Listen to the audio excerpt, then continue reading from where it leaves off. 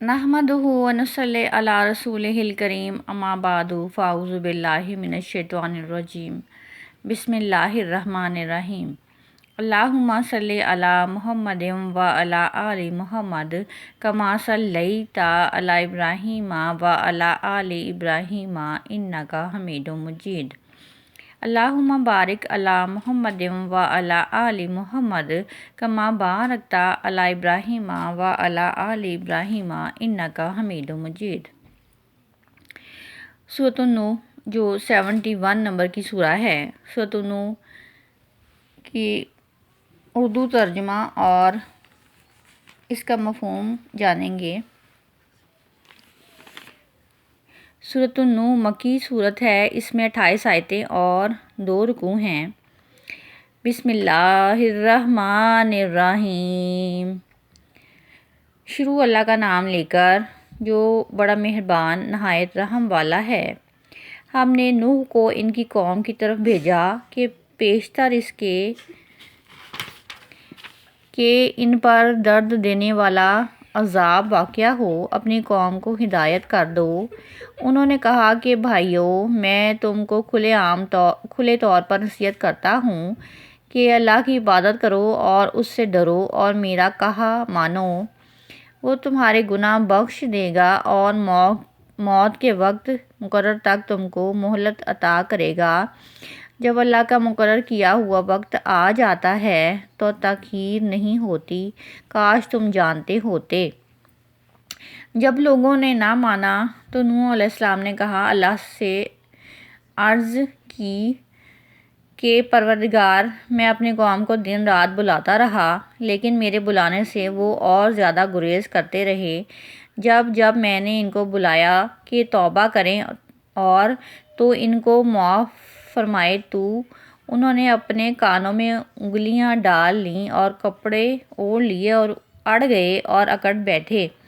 پھر میں ان کو کھلے طور پر بلاتا رہا اور ظاہر اور پوشیدہ ہر طرح سمجھاتا رہا اور کہا کہ اپنے پروردگار سے معافی مانگو کہ وہ بڑا معاف کرنے والا ہے، وہ تم پر آسمان سے مینہ برسائے گا اور مال اور بیٹوں سے تمہاری مدد فرمائے گا اور تمہیں باغ عطا کرے گا اور ان میں تمہارے لیے نہریں بہا دے گا۔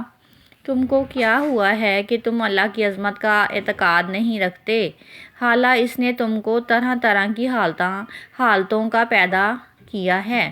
کیا تم نے نہیں دیکھا کہ اللہ نے 7 آسمان کیسے اوپر تلے بنائے ہیں اور چاند کو ان میں زمین کا نور بنایا ہے اور سورج کو چراغ ٹھہرایا ہے، اور اللہ ہی نے تم کو زمین سے پیدا کیا ہے، پھر اسی میں تمہیں لوٹا دے گا اور اسی سے تمہیں نکال کھڑا کرے گا، اور اللہ ہی نے زمین کو تمہارے لیے فرش بنایا تاکہ اس کے بڑے بڑے کشادہ رستوں میں چلو پھرو۔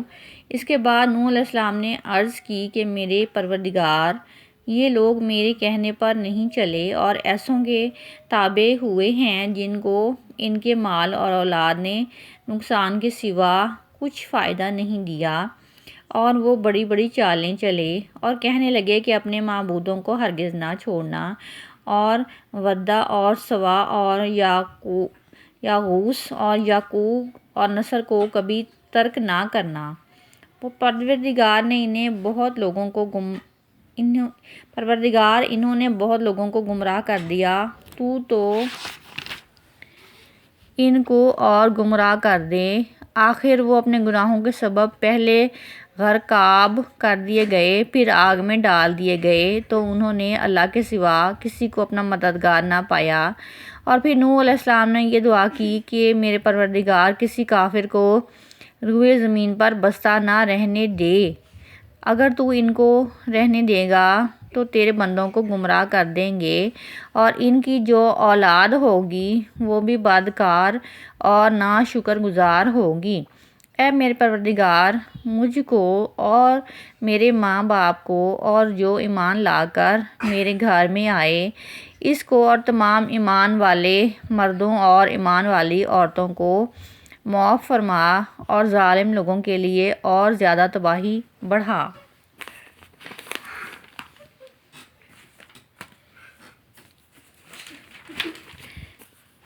اس ترجمے کا مفہوم یہ ہے، سورہ نوح۔ سورہ نوح میں نوح علیہ السلام ہی کا واقعہ ہے۔ پوری سورت ایک ہی موضوع کے گرد گھومتی ہے۔ نوح علیہ السلام کی کہانی صبر کی کہانی ہے۔ سورۃ المعارج میں اللہ تعالیٰ نے فرمایا کہ محمد صلی اللہ علیہ وسلم سے مخاطب ہو کر فرمایا کہ صبراً جمیلاً، کہ آپ صلی اللہ علیہ وسلم صبر کیجیے اور خوبصورت صبر۔ یہاں مثال ملتی ہے کہ اللہ تعالیٰ کے ایک پیغمبر نے کس طرح سے صبر کیا۔ اس صورت میں 28 آیات ہیں اور 224 کلمات ہیں 224 کلمات ہیں اور 999 حروف ہیں۔ نوح علیہ السلام آدم علیہ السلام کے تقریباً 5000 سال بعد تشریف لائے۔ نوح علیہ السلام اور آدم علیہ السلام کے درمیان میں ایک ہی قابل ذکر پیغمبر ملتے ہیں، ادریس علیہ السلام۔